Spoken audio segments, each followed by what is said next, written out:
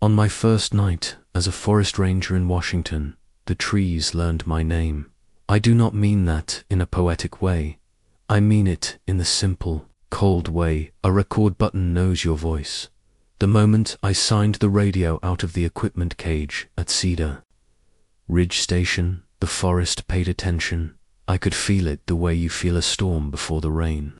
Hair rising, breath going still, a thin current under the skin. I came out here to start over, to trade city noise for rain and pine. The Cedar Ridge district sits on the shoulder of a mountain, deep, green, and wet. The trails braid between cedars, so wide you could park a truck behind them. Salmon creeks chatter even when no water is visible. The station is a low wood building with a tin roof that ticks when the fog drips. The senior ranger on duty that week was May, a short woman with rope-hard hands and a calm face that made you want to listen. She gave me a map that looked like a spider web drawn by a patient spider. She also gave me 3 rules. She spoke them in the same steady tone people use when they teach you how to light a stove without losing your eyebrows. 1, she said, if you see red survey tape tied in a double knot on a cedar, you turn around, you do not touch the tape. You do not cross the tree line there. You radio me and you come home, too, after dark. If you hear a child call for help, you call it in. You do not go to the voice. Not even 20 feet, not even 10. I don't care how close it sounds. It is not where you think it is. 3. At 2:13 a.m., the woods go quiet. If you're outside at that time, you keep your eyes on your feet and you count your steps. Do not look into hollows, stumps, or the black between leaning trunks. If you look in, something looks back. I laughed a little because it sounded like ranger hazing. May didn't laugh. She just slid a flashlight across the desk toward me and tapped the batteries with her finger like a metronome. Simple rules keep you breathing, she said. This forest is old. It knows how to make you curious. Day 1 was patrol. Fog lay low as a stray dog. I walked the ridge loop, checked for fresh deadfall, logged 1 illegal fire ring and covered it with cold sand. A raven followed me for an hour, hopping ahead, waiting, then flying to the next branch. When I turned at the switchback above Quartz Creek, I saw it. Red survey tape, double knotted tied high on a cedar. The cedar's bark was fanned and soft. The tape hung still, even though the fog moved, even though everything else breathed. That stillness bit into me. I stopped. I did not cross. I did what I was told. I stood. I looked.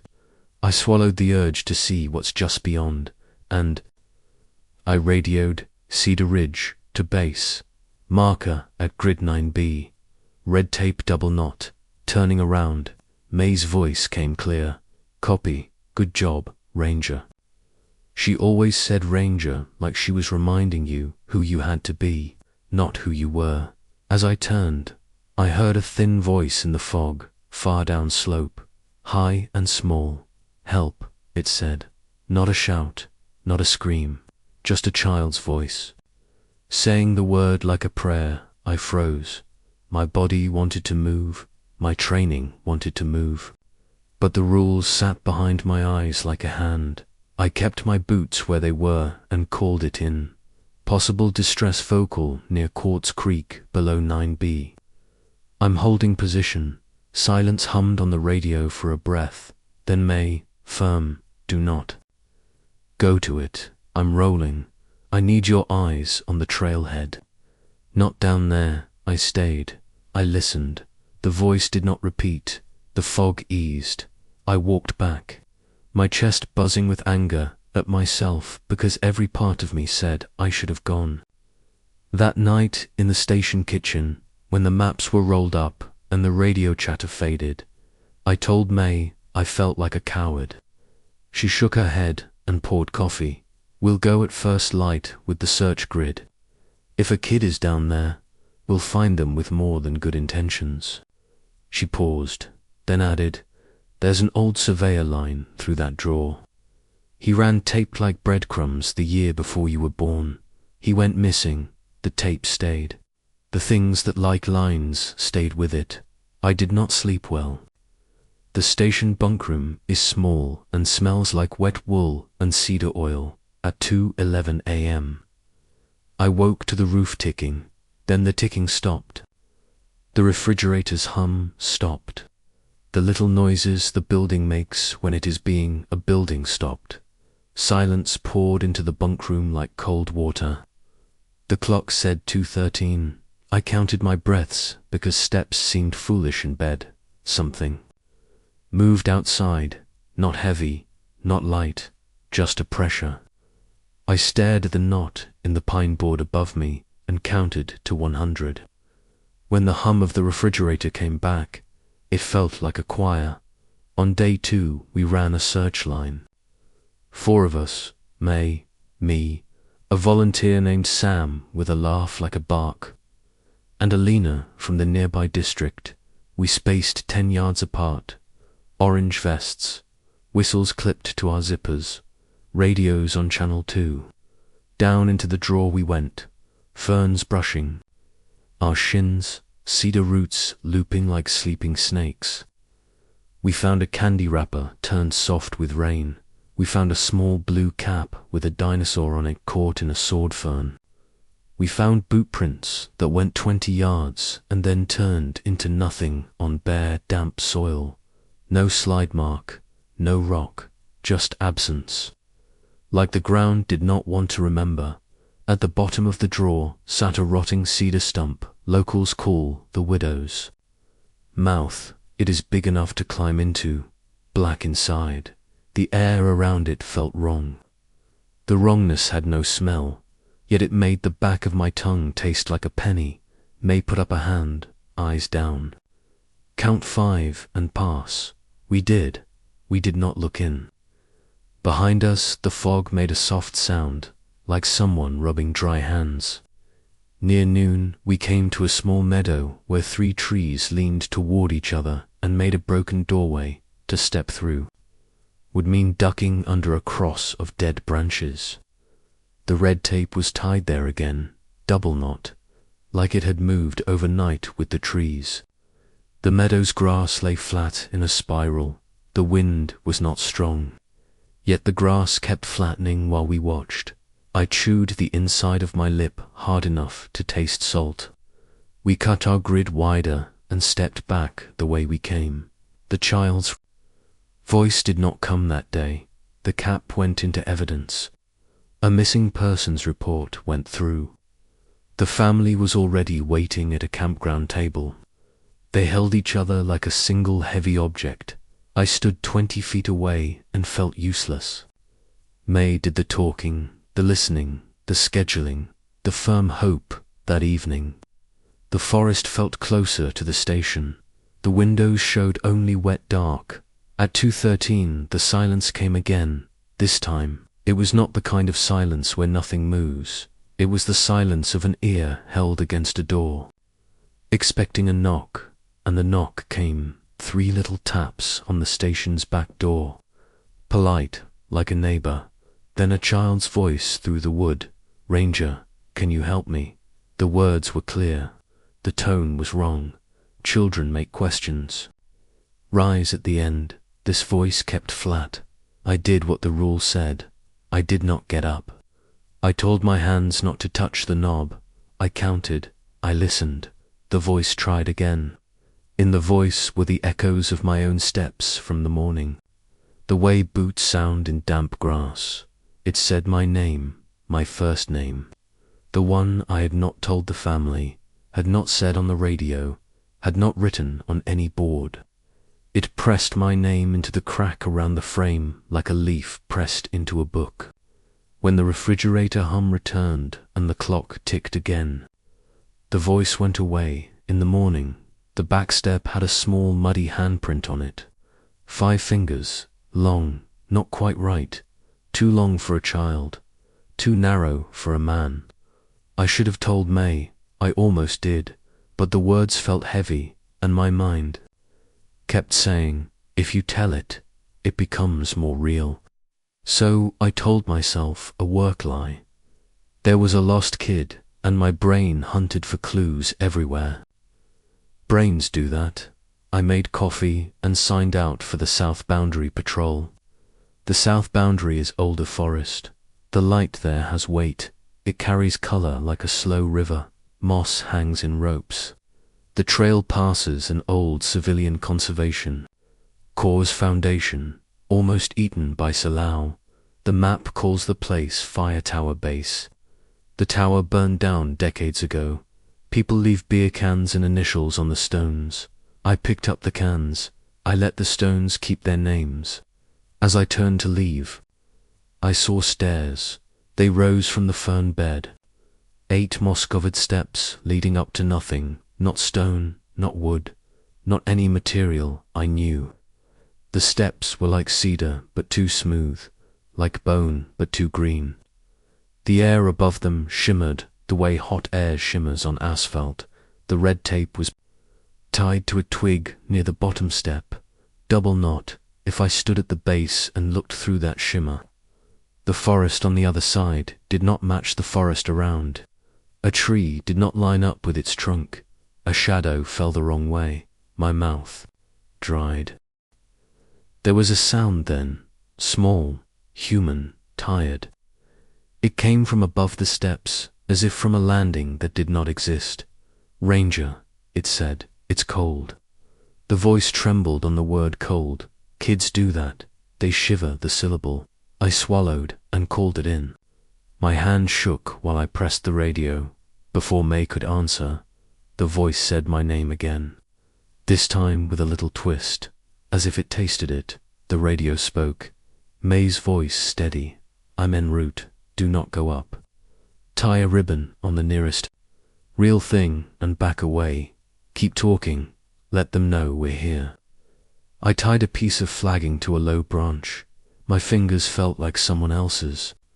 I spoke out loud in a calm, slow way. We are here. We hear you. Stay where you are. We are coming with help. The forest did not move. The shimmer moved. The voice said, I can see you. And the breath that carried the words smelled like wet pennies and cedar sap. In training, they teach you to ask simple questions, to confirm identity without leading. I did. What color is your cap? I asked. Blue. The voice said too quickly. Dinosaur. A blue cap with a dinosaur had been on the evidence. Table. My heart dropped. I stepped back. The steps did not like that. The shimmer brightened. The 8th step grew a 9th like moss grows overnight. The voice said, don't go, and it made the word long, like a rope. I do not know where courage lives, but mine lived in my legs. Then I turned. I walked. I kept my eyes on my boots. I counted. I spoke into the radio. I am leaving a marker. I am returning to the junction. I am not engaging. I did not run. I did not stop. I did not look back. The forest let me go, like a hand that could have held on, chose not to. May met me at the junction. She crossed herself in a quick little motion and never mentioned it. 2 more rangers arrived. We sat in a triangle. We waited until the clock said 2:00 p.m. The fog lifted to pale light. Birds started. The forest became a forest again. Not safe, but honest. We searched the area around the impossible steps without looking through them. We found nothing but our own prints and the ribbon I had tied. The steps were still there until they were not. One moment there was a shimmer, and then there was fern. The ferns were wet, as if something heavy had been set on them for a while and then taken away. That night I told May about the knock and the voice at 2:13. She listened without blinking. When I finished, she pushed a small tin across the table. Inside were old magnesium flares and a stick of carpenter's chalk. If you must go into a quiet hour outside, she said, draw a circle with the chalk. Around your boots, Light the flare and keep it low. The circle is a fence. The bright is a language the old things don't enjoy speaking. Keep your voice inside your chest, not out your mouth. No promises, just better odds. On day 4, the family at the campground left a note on the station door. Please keep looking. For words, that was all, and they weighed more than the mountain. I signed out a pack. I took extra water. I took the tin. I told no one I was going to the south boundary. It was a bad choice. It felt like a good one because it was for a child. The forest was not angry. It was interested. That is worse. The light had that underwater bend again. I moved until I found the old foundation. I listened. I waited. I heard nothing but my breath. I made a circle around my boots with chalk. I stood in it. I raised a flare without striking it. I said my name backward under my breath like a stupid little charm because no one was there to say it was stupid.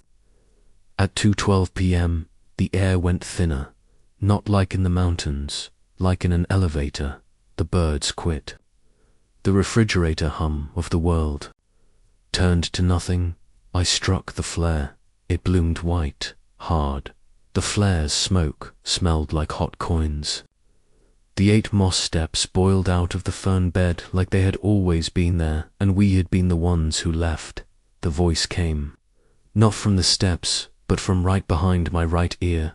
Ranger, it said. Small. I'm so tired. A small hand brushed the air just outside the chalk line. The skin looked wrong, like bark with a glove over it. Tell me your dog's name, I said. It was on the missing person form, but not on the public sheet. The hand hovered. The voice paused. Scout, it said. It said it slowly, carefully, as if each letter had to be picked up and put down. It could have guessed, but the way the syllable hung felt true, or true enough to hurt. The flare hissed. I made my mouth dry and calm.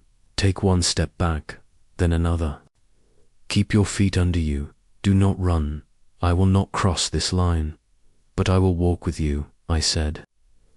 I spoke like a metronome. The small shape moved in the corner of my sight. Never entering the circle, the steps watched us the way a hole watches. The things that might fall in, we walked like that for a long time. Me inside chalk and light, the small shape just beyond. The forest tried small tricks. A branch leaned over the circle and then wasn't there. A shadow reached like a cat's paw and then turned into fern. When we reached the old road cut, sound came back like a tide. The shape shivered. The air shook. The flare burned low. When I looked at where the shape should have been, there was a boy. He was dirty, thin, eyes too wide, lips cracked. He held a blue cap in both hands. His voice when he spoke was a child's voice, tired and real and shaking. I want my mum, he said, and it broke me. I did not step out of the circle. I threw the flare into the road. It showered, sparks. I broke the circle with my boot and stepped to him. I wrapped my jacket around his shoulders. I radioed. My voice came out hoarse. I have a child at the old road, cut near Fire Tower Base. Breathing, responsive, send medical. May did not say good job then. She said, do not look back. Walk him out. We did. Every step felt like stealing, like we were taking something the forest had decided was its own. The boy's hands were cold. The cap pressed against my ribs through the jacket. He smelled like creek water and old leaves. At the station, the paramedics took him. The family came. The mother made a sound I have never heard and never want to hear again. The boy looked at me once over her shoulder. His eyes were his mouth was his face was his. He did not say my name. That night I slept like a door finally closed. At 2:13 the silence came again, softer, like a memory of itself. No knock, no voice. I almost believed I had done something brave instead of something foolish that had worked. Morning came, coffee, paperwork, mud, relief. The news vans did not have time to find us yet. The mother brought cookies that no one ate. The boy slept. At the hospital, they said he was dehydrated but stable. I carried the cap to the evidence locker and stopped. The cap in my hand was not blue, it was green, a different dinosaur. The thread at the back was cut and tied again by someone who tied knots badly. The evidence photo on the board showed a blue cap with a T-Rex. This was green with a Stegosaurus. I stood there for a long time with both caps in my memory. I went to the sink. I washed my hands. They smelled like cedar sap, not cookies, not coffee. Cedar and pennies. The back door tapped, just once. A polite, neighborly tap. I looked at the clock. It was noon. The world hummed the way it should. I opened the door. On the step was a small ribbon of red tape, tied in a double knot, perfect and neat. It had not been there a second before. The air beyond the threshold felt thicker, like breath held too long. I did not pick up the tape. I shut the door. I locked it. I turned the sign to out on patrol and sat on the floor because my knees did not want to be knees. May found me like that. She looked at the tape through the window. Her jaw went tight. Sometimes we borrow back, she said. Sometimes it borrows back what we borrowed. She put the tape in the evidence bag with tongs. She did not touch it.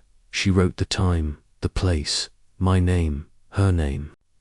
She wrote all the ordinary little things that make a record, that make a fence. That evening, the phone rang from the hospital. The boy's mother thanked us again. The boy wanted to talk to the ranger who walked with him. I took the call. His voice was sleepy, soft, human. "Thank you," he said. And then he said, "My name." He said it right, not flat, not twisted, right. "I'm going to sleep now," he added. And I said, "Good." And that was the end. When I hung up, the station lights flickered once. The refrigerator hummed steady. The roof ticked. The clock went on. All the sounds of an ordinary building in an ordinary evening in an ordinary forest. I poured coffee into a cup I did not want. I stepped outside because the air inside felt too full. The trees stood where trees always stand. The sky was low and patient. Somewhere a raven laughed. I took one step. Then I heard footsteps behind me. A ranger's footsteps. My cadence, my weight, my habit of toe, then heel on the gravel to keep quiet. I turned. May was still at her desk, head bent to a form. The footsteps stopped when I looked. They started when I turned back. They matched me, exactly. The woods in Washington are beautiful. They are green and old and full of hard work and soft moss. They are also a place where the old rules still hold. Do not take what is not yours. Do not answer a voice from the dark. And if you see a red double knot, you go home. I am a new forest ranger, and I am learning that some things here are not evil. They are hungry. They borrow. They trade. They want names, because names are doors. If I keep mine shut, maybe I can keep the station lights steady. Maybe I can guide people out and leave the steps to their own weather. It is 2:12 a.m. Now, as I write this in the logbook, the roof ticks. The clock is loud. I am counting in my head. 1, 2, 3. When the quiet comes, I will not look into hollows. I will keep my eyes on my boots. I will keep my name inside my chest where the forest cannot reach it. If you hike these trails and you hear a child ask for help after dark, call for us and wait on the trail. We will come with more than good intentions. We will come with chalk and light and our foolish brave legs. We will not promise anything except this. We will not let the door open wider than it must. And if you ever find a little strip of red tape tied in a double knot on a cedar, Please, turn around and go home. I want you to go home. I want you to never know how carefully the woods can say your name.